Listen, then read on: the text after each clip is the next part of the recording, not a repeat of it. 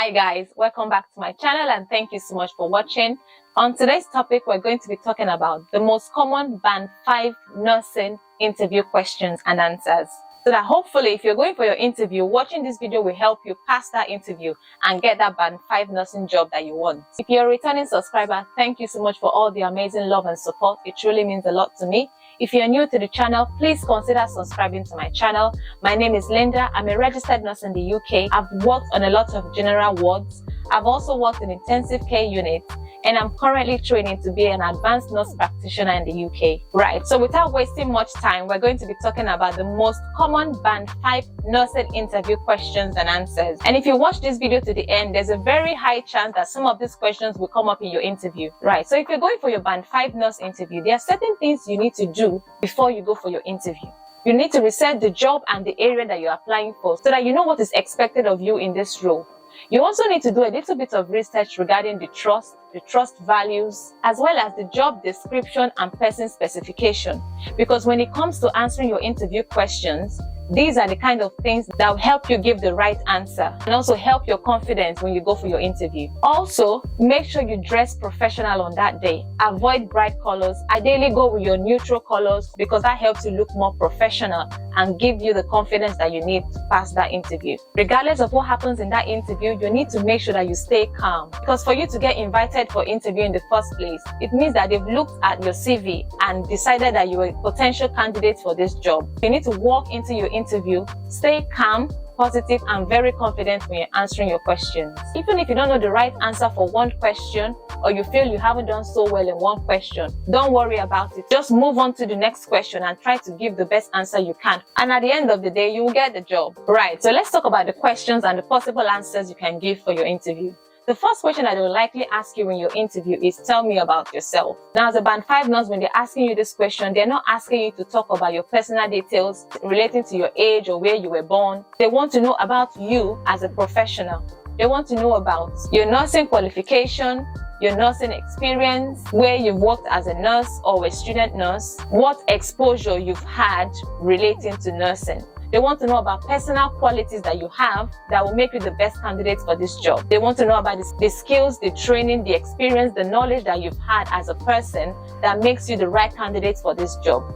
And to be honest, even if you're a newly qualified nurse, you will still have a lot of personal skills and your experience as a nursing student that will help you answer this question well. The honest truth is, nobody knows you better than you know yourself. So you need to think about job description and the person's specification, and that will help you answer this question. So for instance, if the job description and person specification on the job advert is saying that the ideal candidate needs to have great communication skills, they need to have great decision-making skills, then you need to be telling them that you have these skills when they ask you the tell me about yourself question. The next question that you might likely get is, tell me about your strengths and your weakness. So for this question, just talk about your strengths as a person, but in the back of your mind, also be thinking about the person specification in the job adverts. Talk about the natural skills that you have that will make you the perfect candidate for this job. You can mention things like your communication skills, your decision-making skills, being able to work under pressure, being able to work as a team player, being able to advocate for the patient. You can also talk about other personal attributes like being kind and professional, being enthusiastic. There's a whole lot that you can talk about because once again, nobody knows your strength better than you do.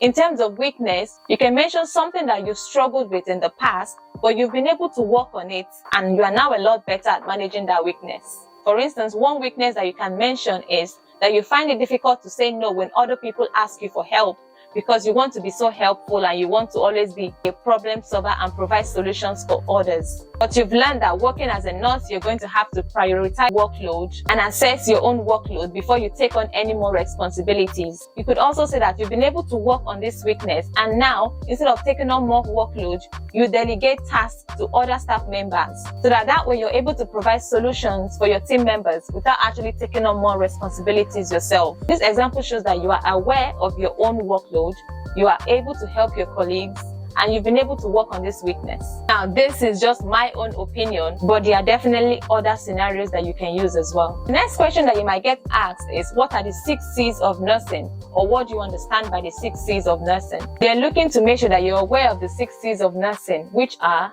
care, compassion, competence, communication, courage, and commitment. So you can briefly talk about these 6 C's and talk about how you apply them to your own clinical practice. Talk about how you communicate well with patients, with relatives, with staff members. The next question that you might get asked is, what makes you the best candidate for this role? So what they're asking you in this question is, what personal attributes do you have that makes you stand out in this role? So again, you need to be talking about your strengths, your skills, your training, your experience, anything that you have that can help you stand out in this role. Even if you're a nurse that trained outside of the UK, any nursing experience or any care experience that you have outside of the UK is still very relevant. The next common question that they will ask you in your Band 5 nurse interview is, tell me about a time you were involved in an incident, adverse event, or near miss, and what did you do about it? Or they might say, tell me about a time you made a mistake and what did you do about it? And they ask this question because they want to understand that you have some degree of self-awareness. You're able to admit your mistake and you don't cover up mistakes. That you're able to follow the right procedure for reporting incidents. So you need to be thinking about DATIX forms or incident reporting forms that you would use. You need to think about duty of candor. So make sure you understand what duty of candor means. So duty of candor basically means that you have to be open and honest about your mistakes. And that as healthcare professionals, nurses are expected to be transparent and own up to their mistakes. They're expected to apologize to the patient when they've made a mistake and learn from it. So while answering this question, you can also talk about documentation for incidents and how you would reflect on this incident. Don't forget to mention what you would do differently if that situation happened again. One tip I will give you here is, if they ask you, tell me about an incident where you made a mistake, make sure you answer that question with an actual incident from your past experience. And ideally, I would suggest using the STAR method to answer this question. So according to the STAR method, S stands for the situation. So where were you when this happened? You can talk about your location. You talk about the situation where you were working. T stands for the task. So what did you have to do?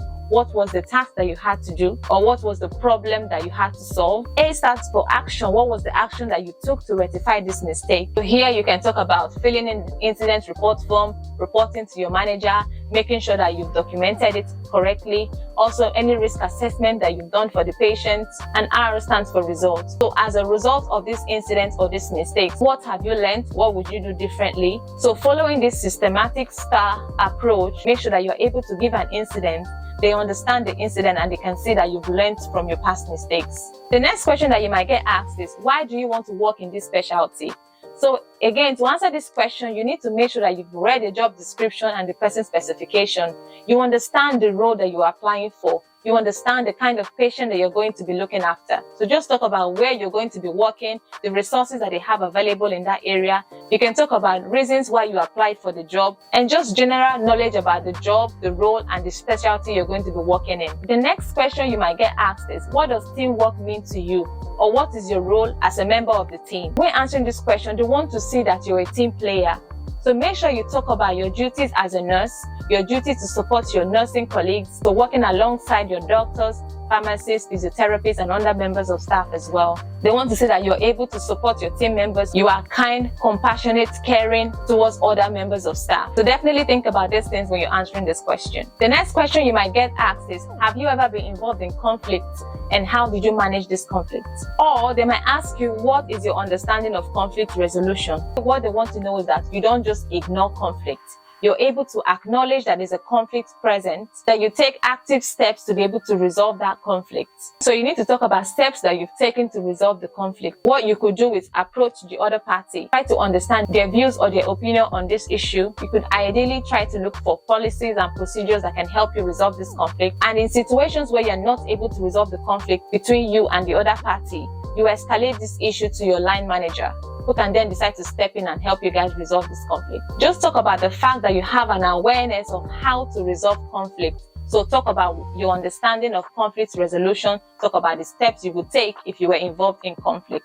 The next question you might get asked is, tell me about a time you used your communication skills to improve patient care. Now, they ask this question generally because they want to make sure that you've got great interpersonal skills and also that you're able to communicate with members of staff. So not just nurses, but also other members of staff. So one good example you can use for this is that you're able to recognize a deteriorating patient on the ward and escalate this concern to doctors. Again, if they've asked you a question where they say, tell me about a time, make sure that you actually mention a specific incident. You can use an example of where you were looking after a patient that suddenly deteriorated, and how you were able to use your communication skills to advocate for this patient and escalate your concerns to the doctors and to the nurse in charge.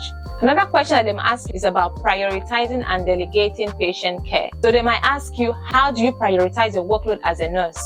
Or they might give you a scenario and expect you to tell them how you will manage this scenario. So for instance, they might give you a scenario like, you have a patient who has just had a first dose of antibiotics and now complaining of difficulty breathing. And at the same time, you have a patient that's wandering around the ward who is at high risk of fall. And at the same time, there's a phone call from a family member that you have to answer. This is a typical nursing scenario because you have a lot of things going on at the same time, right? So what they want to see is, how do you manage this and still ensure patient safety? So to answer this question, you need to make sure that you prioritize the most urgent task first. You ensure patient safety at all times, and you're able to delegate tasks to staff members who are able to help you. For instance, you might be working with a care assistant or a student nurse who might be able to help you. So in this instance, you've got three scenarios going on. You've got a patient who has just had a first dose of antibiotics and they're now complaining of difficulty breathing. You've also got a confused patient that is wandering and high risk of falls. And you've also got a phone call from a family member that you need to answer. So there are three different tasks here.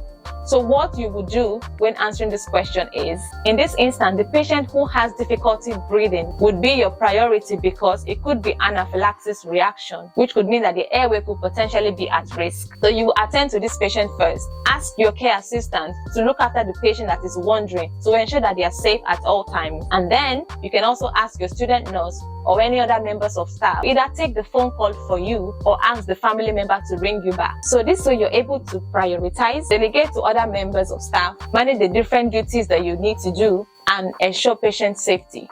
And that's the end of this video, guys. Thank you so much for watching. I hope that you find these questions and answers very useful for your Band 5 nurse interview. Thank you so much for watching. Please don't forget to subscribe to my channel. Don't forget to like, comment, and share this video as well. If you have any questions, just leave them below. I'll definitely be answering all your questions. Thank you so much for your love and support. Take care. Bye-bye.